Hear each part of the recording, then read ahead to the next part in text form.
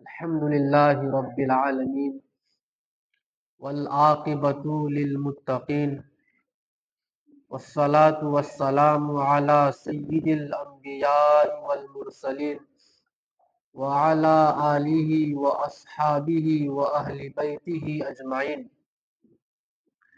أما بعد فأعوذ بالله من الشيطان الرجيم. بسم الله الرحمن الرحيم.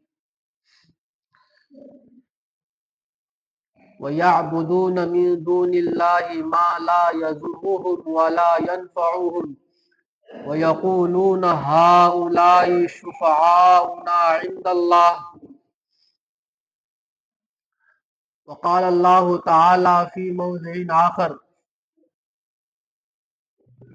وَالَّذِينَ اتَّخَذُوا مِن دُونِهِ أَوْلِيَاءَ مَا نَعْبُدُهُمْ إِلَّا لِيُقَرِّبُونَا إِلَى اللَّهِ زُلْفَىٰ. صدق اللہ العظیم. اللہم صلی علی محمد وعلی آل محمد کما صلیت علی ابراہیم وعلی آل ابراہیم انک حمید مجید. اللہم بارک علی محمد وعلی آل محمد کما بارکت علی ابراہیم وعلی آل ابراہیم انک حمید مجید. اللہ رب العزت کا بے انتہا فضل و کرم ہوا، احسان ہوا کہ حق تعالی شانہ نے ہم سب کو اس مبارک دن کے اندر عبادت کی غرض سے اپنے گھر آنے کی توفیق دی. اللہ تعالی ہم سب کا جمع ہونا اپنے دربار میں قبول و منظور فرمائے، اور اسی طرح بار بار اپنے گھر آنے اور اپنے سامنے سر جھکانے کی توفیق نصیب فرمائے. میرے محترم بزرگوں اور دوستو، آج میں آپ حضرات کے سامنے سیرت النبی کے سب سے اہم اور ضروری پہلو پر بات کرنا چاہتا ہوں. سیرت کا یہ پہلو صرف اہم ہی نہیں بلکہ مقصودی بھی ہے. عام طور پر دیکھا جائے تو سیرت النبی کے پروگراموں میں، سیرت النبی کی مجلسوں میں، محفلوں میں نبی اکرم صلی اللہ علیہ وسلم کی پیدائش کا تذکرہ ہوتا ہے،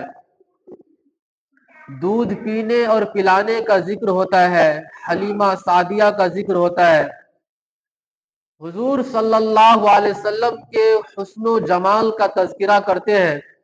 آپ کے دانت، آپ کے ہونٹ، آپ کے ابرو اور آنکھیں، آپ کی رنگت و رعنائی، آپ کے زلفوں کی سیاہی، یہ سب موضوع سخن ہوتی ہے. لیکن جو سیرت کا سب سے اہم اور مقصودی پہلو ہے اس پر عام طور پر بات نہیں ہوتی. میں چاہتا ہوں کہ سیرت النبی کے اس مقصودی پہلو پر بات کروں. اللہ ہمیں حق بات کہنے اور ہم سب کو اس پر عمل کرنے کی توفیق دے.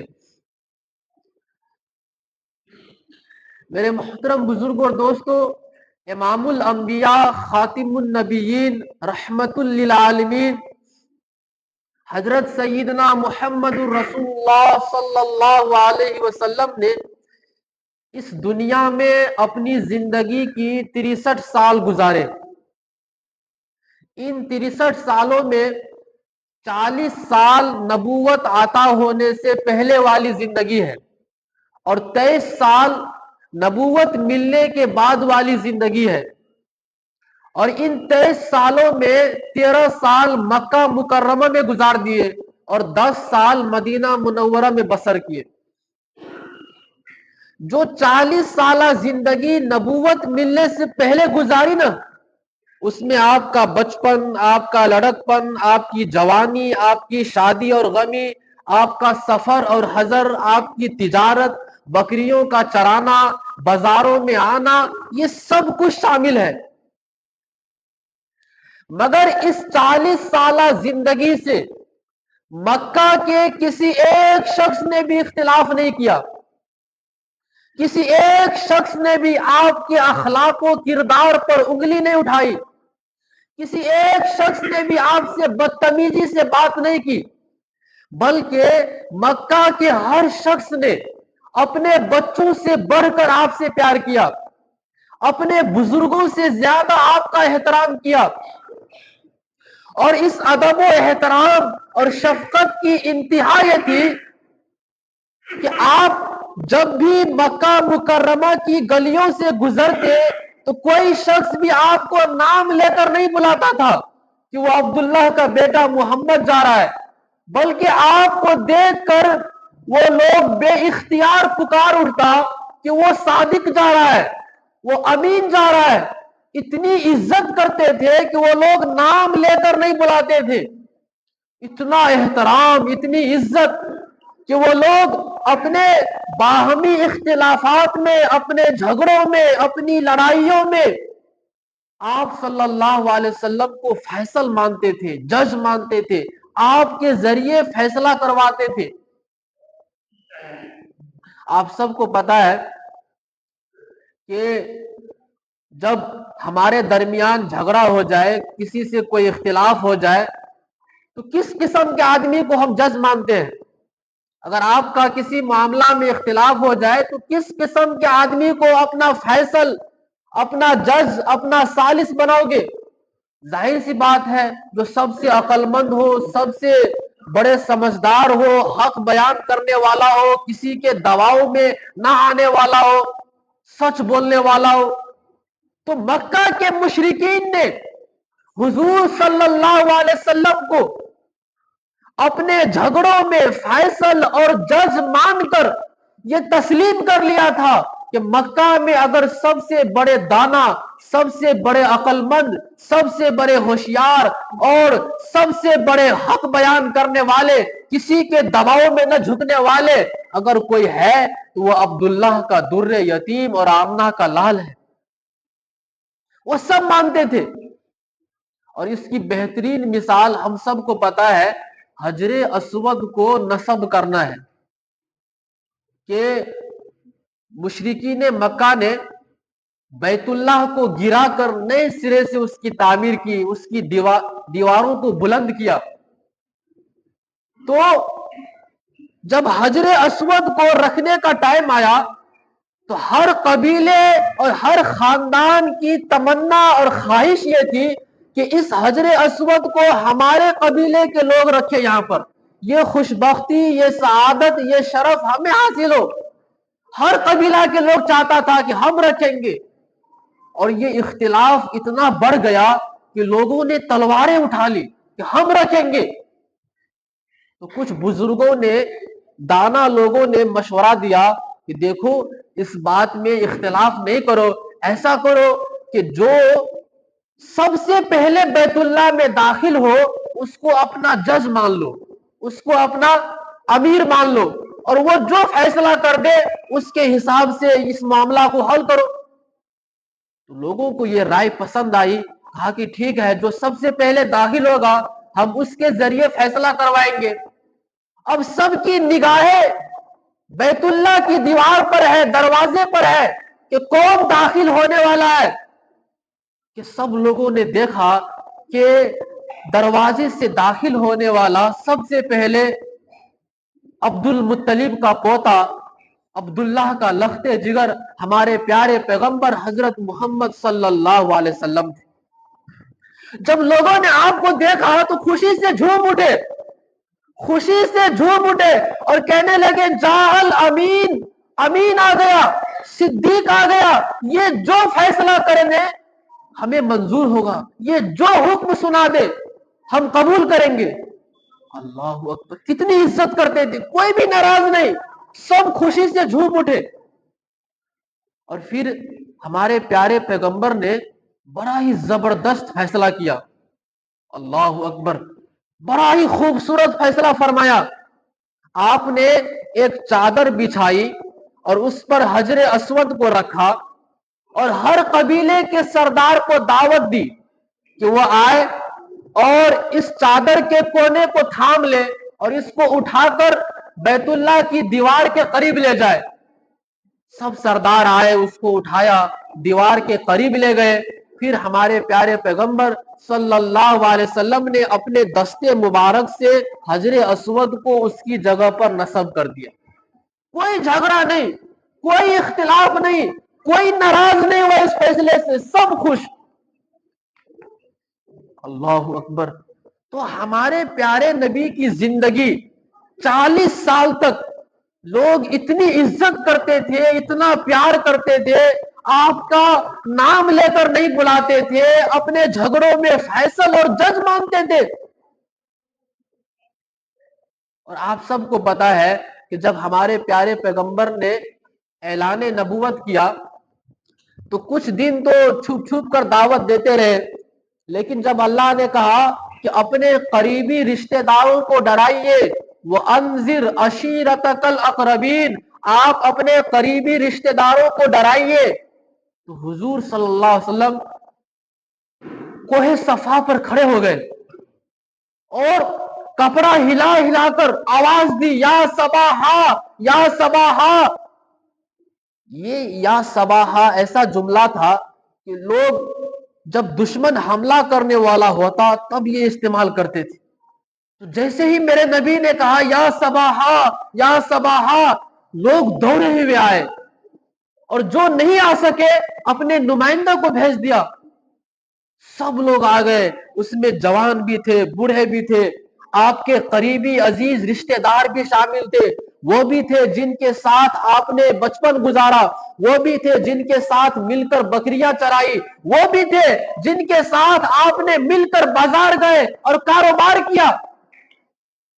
سب کے سامنے میرے نبی نے اعلان کیا، فَقَدْ لَبِثْتُ فِيكُمْ عُمُرًا مِّن قَبْلِ، لوگوں میں نے تم میں 40 سال کا عرصہ گزارا ہے، میرا 40 سال تم نے دیکھا، میرا بچپن تم نے دیکھا، میری جوانی تمہارے سامنے ہے، تم میں میرے بچپن کے دوست اور جوانی کے ساتھی موجود ہے.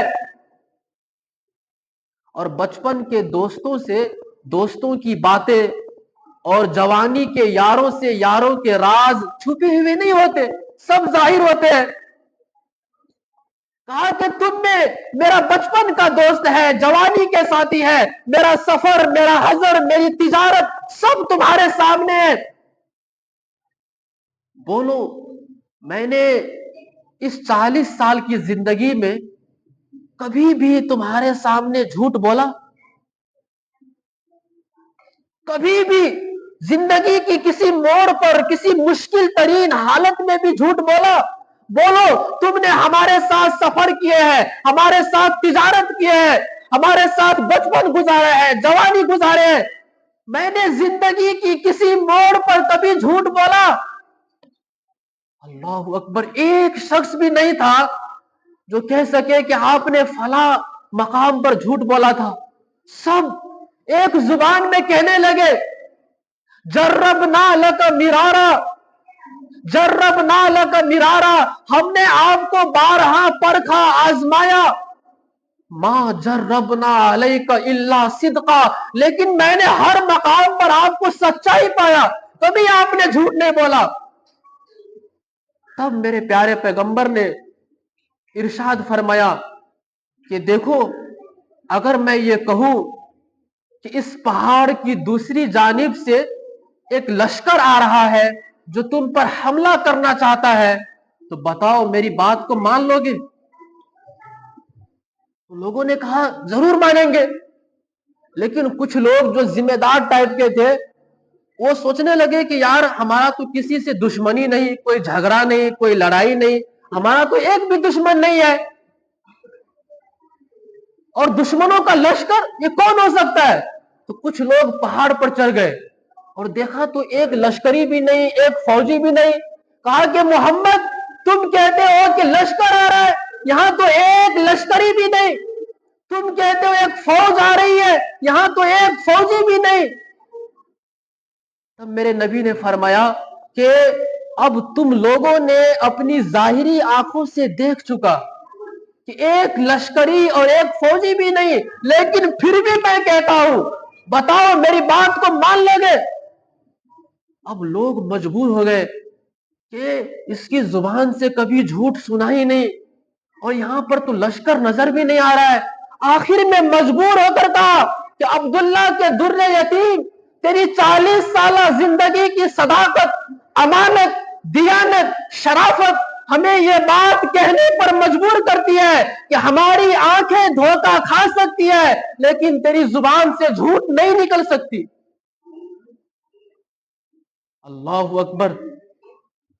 تو میرے محترم بزرگوں اور دوستوں، میں عرض کرنا چاہ رہا ہوں کہ 40 سال کی زندگی اتنی ستھری ہے، اتنی پاکیزہ زندگی ہے کہ ایک شخص بھی آپ کے خلاف کھڑا ہونے والا نہیں ہے، ایک شخص بھی آپ کی کردار پر، آپ کے اخلاق پر انگلی اٹھانے والا نہیں ہے. لیکن 40 سال کے بعد آپ نے کیا کہہ دیا، کون سی بات آپ نے کہہ دی کہ لوگ اتنے بڑے دشمن ہو گئے؟ جو لوگ اپنے بچوں سے بڑھ کر پیار کرتے تھے وہ لوگ نفرت کا اظہار کرنے لگے. جو لوگ اپنے بزرگوں سے زیادہ آپ کا احترام کرتے تھے وہ لوگ گالیاں دینے لگے. جو لوگ عزت کرتے تھے توہین کرنے لگے. جو جان سے بڑھ کر پیار کرتے تھے وہ جان کے دشمن بن گئے. جو لوگ کہتے تھے کہ آپ سے بڑا سچا کوئی نہیں وہ لوگ کہنے لگے انت کذاب، تو بڑا جھوٹا ہے. جو لوگ اپنے جھگڑوں میں آپ کو فیصل بناتے تھے، آپ کو ثالث بناتے تھے کہ آپ فیصلہ کیجئے، وہ لوگ کہنے لگے انت مجنون، تو مجنون ہے، تو پاگل ہے، کوئی جادوگر کہنے لگا. اتنی گالیاں. اللہ اکبر. ہمارے نبی پر پتھروں کی بارش کر دی گئی، آپ خون میں نہا گئے، خون جوتیوں میں جم گیا، پاؤں مبارک کا جوتیوں سے باہر نکالنا مشکل ہو گیا. لوگ الزام لگا رہے ہیں، امین کہنے والے لوگ الزام لگانے لگے. میرے محترم بزرگ اور دوستو، پھر اس کے بعد 3 سال تک شیب بنی ہاشم میں قید کر دیا تھا. وہاں کا ہر غذا روک لیا تھا. آخر میں صحابہ کرام میرے پیارے پیغمبر درختوں کے پتے اور چمڑے ابال کر کھاتے ہیں. اور جو لوگ ہمارے نبی کی بات مانا نا، ان کو بھی نہیں چھوڑا، ان کو بھی ظلم و ستم کا نشانہ بنایا گیا، تپتے ہوئے کوئلوں پر لٹایا گیا، گرم زمین پر گھسیٹا گیا، مکے کے چوراہوں میں 2 ٹکڑے کر دیے گئے. اتنی تکلیفیں دی. لیکن ماننا پڑے گا کہ جن لوگوں نے میرے نبی کی بات کو مانا ان کے لیے یہ پیغام، یہ بات اتنی میٹھی تھی، اتنا میٹھا، اتنا خوبصورت پیغام تھا ان کے لیے کہ انہوں نے اپنا سب کچھ لٹا دیا، سب کچھ قربان کر دیا، مگر اس مسئلے سے 1 انچ بھی پیچھے نہیں ہٹے. وہ سارا دن تپتے ہوئے کوئلوں پر لیٹتا ہے، گرم زمین پر گھسیٹا جاتا ہے، پھر اس کے زخمی جسم پر نمک ملا پانی چھڑکا جاتا ہے. پھر دوسرے دن انگاروں پر لٹا کر امیہ پوچھتا ہے بلال پھر اس کا نام لے گا، پھر اس کا نام لے گا. اور بلال مسکرا کے کہتا ہے ظالم، اس کو ماننے کا جتنا مزہ آج آیا ہے آج تک آیا ہی نہیں. کتنا میٹھا مسئلہ تھا کہ سب کچھ لٹا دیا، گھر بار چھوڑ دیا، لیکن اس مسئلے سے 1 انچ پیچھے نہیں ہٹے. وہ مسئلہ کتنا عظیم تھا، کتنا بڑا تھا کہ میرے پیارے پیغمبر نے اور آپ کے جانسار صحابہ نے مکہ مکرمہ جیسا وطن چھوڑ دیا، اپنا وطن چھوڑ دیا، گھر بار چھوڑ دیا. اور پھر وطن چھوڑنے کے بعد بھی وہ لوگ چین اور سکھ کا نیند نصیب نہیں ہونے دیا. برابر 10 سال جنگیں ہوتی رہی، کبھی بدر، کبھی احد، کبھی خندق، کبھی حدیبیہ کا سفر، کبھی حنین، کبھی خیبر، کبھی تبوک کا مشکل ترین سفر. اتنی جنگیں ہوئی، اتنے صحابہ شہید ہوئے. اللہ اکبر. کتنا میٹھا مسئلہ تھا ایک انچ بھی وہ لوگ پیچھے نہیں ہٹے.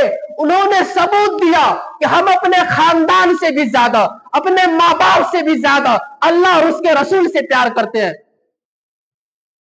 یہ جو جنگ بدر ہوئی تھی نا, ہمارے نبی نے جب پیغام سنایا تو گھر گھر میں جھگڑا ہو گیا, ہر گھر میں اختلاف, ہر گھر میں لڑائی.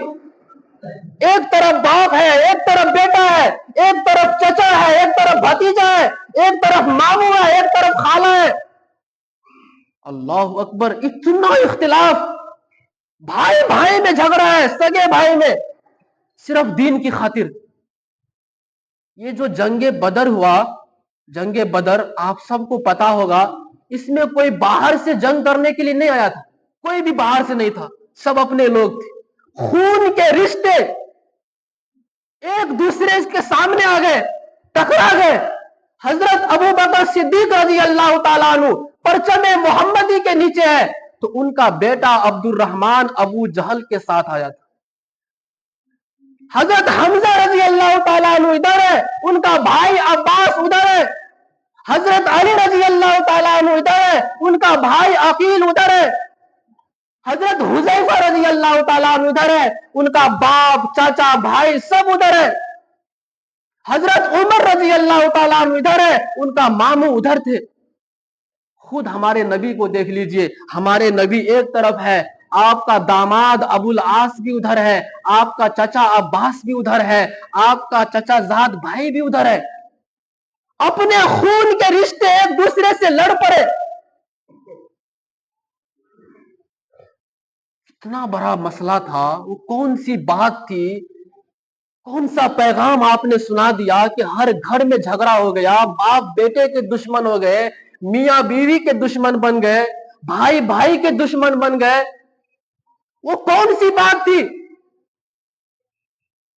کہ جو لوگ ماننے والے نہیں تھے وہ کسی بھی حال میں بات کو نہیں مانا. انہوں نے کہا کہ چاند کو 2 ٹکڑے کر دو, ہم ایمان لا لیں گے. میرے نبی نے اشارہ کیا, اللہ کی اجازت سے, اللہ کی مرضی سے چاند 2 حصوں میں تقسیم ہو گیا. انہوں نے دیکھا کہ چاند 2 حصے میں تقسیم ہو گئے, لیکن پھر بھی ایمان نہیں لایا. کتنا کڑوا مسئلہ تھا ان کے لیے. چاند کو دیکھا کہ 2 ٹکڑے میں ہے, کہنے لگا یہ جادوگر ہے.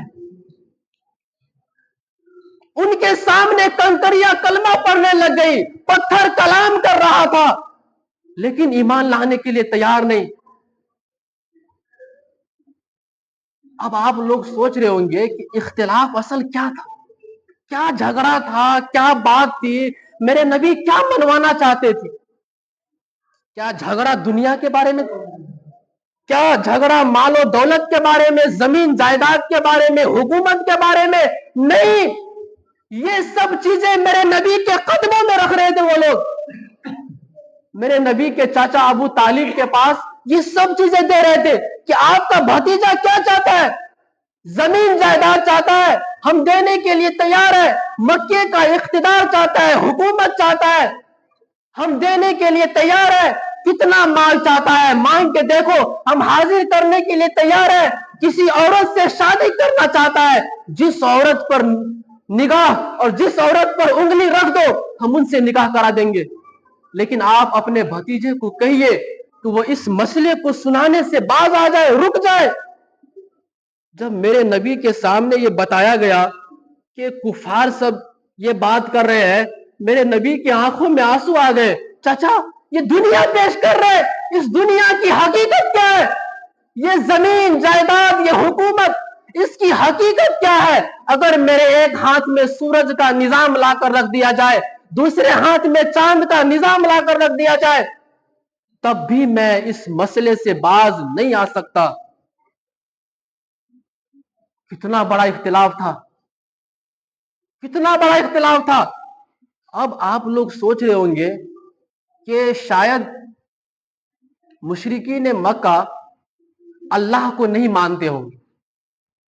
وہ لوگ, یہ اچھے خاصے پڑھے لکھے لوگوں کا خیال ہے کہ شاید مکہ کے مشرکین اللہ کو نہیں مانتے ہوں گے اور میرے نبی منوانا چاہتے ہوں گے کہ مانو اللہ ہے. یہ اختلاف نہیں تھا. وہ لوگ اللہ کو مانتے تھے, دہریے نہیں تھے, صرف مانتے ہی نہیں تھے بلکہ اپنے بچوں کے نام عبداللہ رکھتے تھے. مشرکین اپنے بچوں کے نام کیا رکھتے تھے؟ عبداللہ, یعنی اللہ کا بندہ. اور خانہ کعبہ کو کہتے تھے بیت اللہ, اللہ کا گھر. تو جب اللہ کو نہیں مانتے تھے تو اپنے بچوں کے نام عبداللہ کیوں رکھتے تھے؟ خانہ کعبہ کو بیت اللہ کیوں کہتے تھے؟ تو پتا چلا کہ وہ لوگ اللہ کو مانتے تھے. پھر اختلاف کیا تھا؟ کیا وہ لوگ اللہ کی صفتوں کو نہیں مانتے تھے؟ بہت کچھ مانتے تھے. یہ موضوع, یہ عنوان ایسا نہیں ہے کہ ایک ہفتہ میں بیان ہو جائے. وہ لوگ مشرکین کے بارے میں آپ سنیں گے حیران ہو جائیں گے کہ وہ لوگ اتنے کچھ مانتے تھے پھر بھی مشرک تھے. جتنے آج مسلمان, عام مسلمان نہیں مانتے ہیں, اتنا چیز وہ لوگ مشرکین مانتے تھے پھر بھی وہ مشرک تھے. انشاءاللہ میں اگلا ہفتہ وہ بتاؤں گا کہ اصل میں اختلاف کیا تھا, جھگڑا کیا تھا, کس بات میں لڑائی تھی, میرے نبی کیا منوانا چاہتے تھے اور وہ لوگ کیا نہیں ماننا چاہتے تھے. اللہ پاک ہم سب کو اسلام کی سمجھ عطا فرمائے, اپنے دین کی غیرت نصیب فرمائے کہ یہ دین ہم تک کتنی مشکلوں سے پہنچا ہے, کتنے لوگ اس راستے میں شہید ہوئے ہیں, اپنی بیوی کو, اپنے بچوں کو, اپنے گھر بار کو, حتیٰ کہ اپنے وطن کو قربان کیا, تب جا کر یہ دین ہم تک پہنچا ہے. تو یہ غیرت ہمارے اندر ہو کہ اسلام کیا ہے, ہم اس کے بارے میں جانیں, پڑھیں, مطالعہ کریں, علماء سے رابطہ کریں کہ اسلام کیا ہے, کیسے پہنچا, اس کی تاریخ کیا ہے. اللہ پاک ہم سب کو کہنے سننے سے زیادہ عمل کی توفیق دے. آمین. وآخر دعوانا ان الحمد للہ رب العالمین.